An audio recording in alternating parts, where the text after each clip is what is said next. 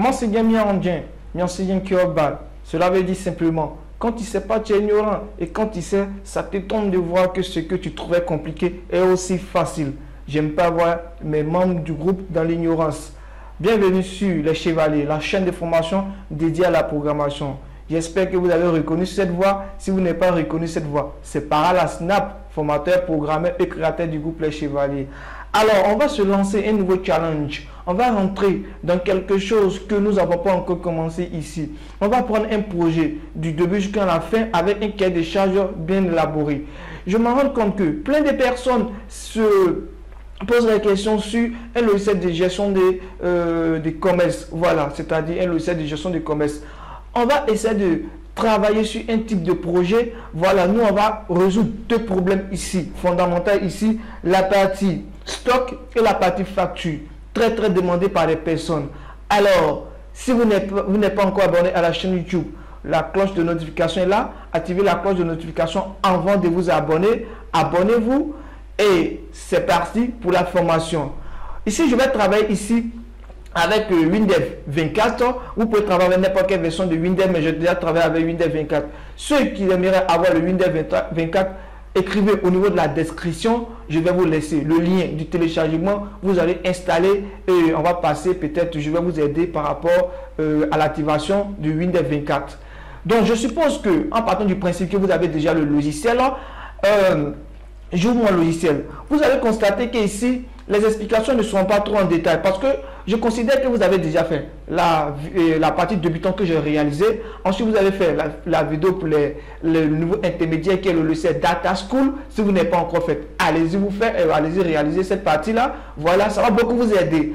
Ensuite, on va venir ici, ça va ensuite tomber dans le vif du sujet. Le logiciel qu'on va créer ici, comme étant donné que c'est un logiciel qui parle un peu de commerce, moi je vais l'appeler Tombouctou. Pourquoi Tombouctou? Parce que Tombouctou, autrefois, était une très grande ville commerciale qui est au Mali. Voilà, j'adore l'Afrique, j'adore les richesses de l'Afrique. Il y a d'autres qui pensent que l'Afrique est un continent totalement en arrière depuis l'époque de nos ancêtres. Non, Tombouctou était une très grande ville commerciale avec des royaumes, raison pour laquelle j'appelle ce logiciel Tombouctou. Ok, je considère que on va maintenant commencer à créer Tombouctou. Alors j'écris ici, créer un projet. Ok, ici je n'ai pas besoin de trop parler ici.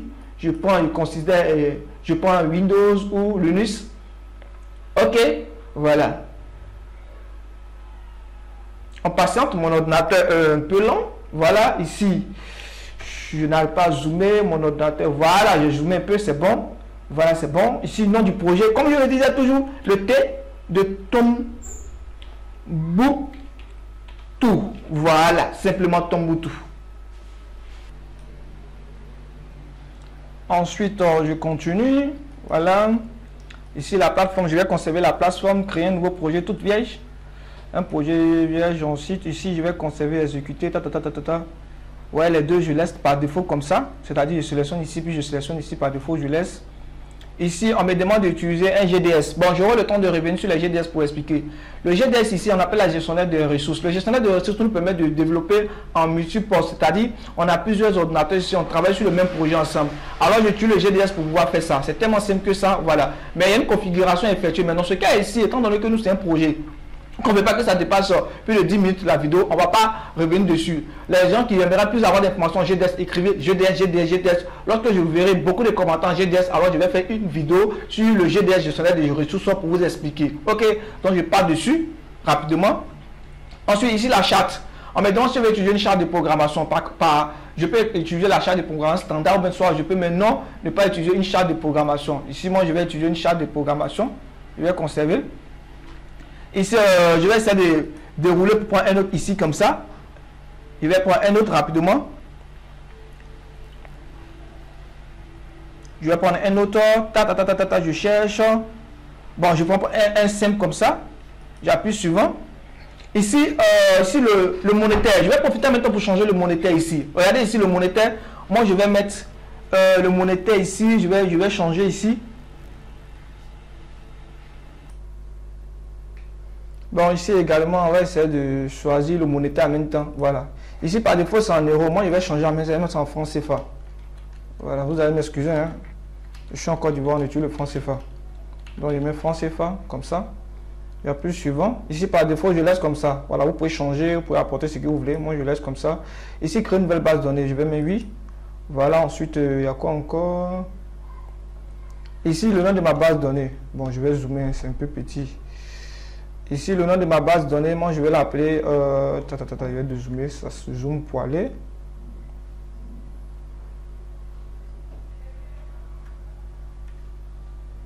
J'ai trop zoomé. Je vais appeler database. Voilà. Comme j'adore appeler database Tombouctou.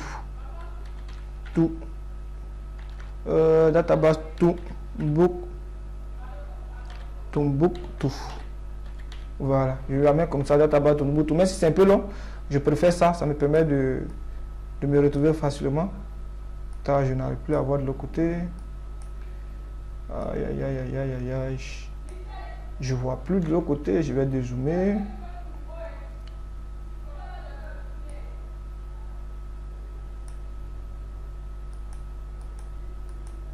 Ok, bon, je vais cliquer en bas comme ça pour appuyer sur suivant. Ok, j'ai appuyé sur la touche entrée pour que ça puisse sortir. Ici, je vais sélectionner, je ne vais pas utiliser en client serveur. Voilà, je vais laisser comme ça en HFS classique. Mais après, maintenant, on va convertir ça en client serveur. Donc, suivant. Ensuite, terminer, je termine. Les vidéos vont faire uniquement que 10 minutes. On va pas dépasser au-delà de 10 minutes. Voilà. Les vidéos vont faire 12 minutes, pour ne pas dire 10 minutes pour la vidéo et puis les 10 minutes pour la présentation de quelque chose. Donc, je pense bien que c'est fini. Ça charge. Ok, en passant, on attend que ça charge. Ok, ici, on me demande de créer un fichier de données. Je vais créer le fichier de données rapidement. Voilà, ici, je vais appeler le premier client. J'adore mettre en majuscule avec un S à la fin. Bon, je vais laisser par défaut sans S. Je valide. Je valide. Ici, je ne vais pas renseigner. Je vais créer le deuxième. On m'a dit de créer ma fenêtre. Je vais créer ma première fenêtre. Je vais créer ma première fenêtre. Bon, j'ai du mal aujourd'hui à gérer ma fenêtre. Ma première fenêtre. Ici, je mets vierge.